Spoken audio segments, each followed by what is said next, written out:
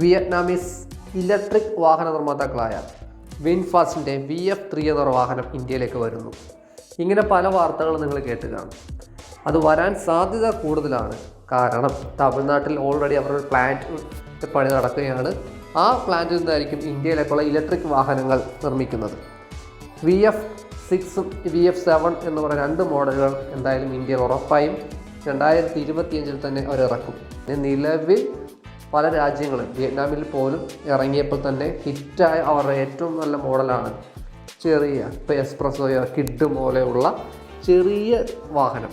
അതിനേക്കാളും ചെറുതാണ്, രൂപം കൊണ്ട് ഏകദേശം സാദൃശ്യമുണ്ടെങ്കിലും അതുപോലെയുള്ള ചെറിയ ക്യൂട്ട് വാഹനം, ഒരു മിഡ് റേഞ്ച് ഉള്ളൊരു വാഹനം, 200 കിലോമീറ്ററോളം നമുക്ക് റേഞ്ച് ലഭിക്കുന്ന വാഹനം. അത് MG കോമറ്റ് ഇപ്പോൾ വിലസുന്ന ഒരു സെഗ്മെൻ്റ് ഉണ്ട്. സിറ്റി കാറായിട്ട് ഉപയോഗിക്കുന്നു. കേരളത്തിൽ അല്ലെങ്കിൽ എറണാകുളം സിറ്റി പോലുള്ള സ്ഥലങ്ങളിലൊക്കെ വളരെ സിമ്പിളായിട്ട് ഉപയോഗിക്കുന്ന ഏതൊരു ട്രാഫിക്കിലും കൂടി കൃത്യമായി ഓടിച്ചു പോകാൻ പറ്റുന്ന ഒരു വാഹനമാണ് MGയുടെ കോമറ്റ്. ആ കോമറ്റിൻ്റെ വിപണി പിടിക്കാനാണ് ഇപ്പോൾ VF3 എന്ന് പറയുന്ന ഈ ക്യൂട്ട് വാഹനം വരുന്നത്. മിക്കവാറും ഇന്ത്യയിൽ ഇറങ്ങുമ്പോൾ ഇതുപോലെ തന്നെ 2 ഡോർ, അതായത് മെയിനായിട്ട് 2 ഡോറുള്ള ഒരു വാഹനമായിരിക്കാം. പക്ഷേ ഇതിൻ്റെ റേഞ്ച് 200 കിലോമീറ്റർ. ഏറ്റവും പ്രത്യേകത എന്ന് പറഞ്ഞാൽ ഇതിൻ്റെ രൂപമാണ്. വളരെ SUV ടൈപ്പ് രൂപമുള്ള ഈ വാഹനം, ഇലക്ട്രിക് വാഹനങ്ങൾ ഇറക്കുന്ന നിർമ്മാതാക്കളെല്ലാവരും 10 ലക്ഷം രൂപ താഴെയുള്ള വാഹനങ്ങൾ ഇറക്കുന്നുണ്ട്. കാരണം അത് ഇറക്കിയാൽ മാത്രമാണ് ഇന്ത്യയിലുള്ള മിഡ് ക്ലാസ്സിന് വാഹനം ലഭിക്കുകയുള്ളൂ.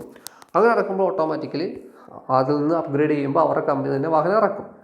അതുകൊണ്ട് എന്തായാലും ഈ ഒരു വാഹനം 2026 ഇന്ത്യയിലേക്ക് എത്തുമ്പോൾ തന്നെയാണ് പ്രതീക്ഷിക്കുന്നത്.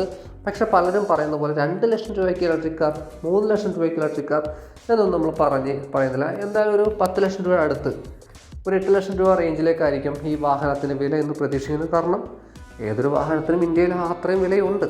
കാരണം MG കോമറ്റിൻ്റെ പോലും അത് ഫുള്ളായിട്ട് പർച്ചേസ് ചെയ്യുമ്പോൾ ബാറ്ററി സെപ്പറേറ്റ് എല്ലാം പർച്ചേസ് ചെയ്യുമ്പോൾ 8 ലക്ഷം രൂപ 9 ലക്ഷം രൂപ വരും.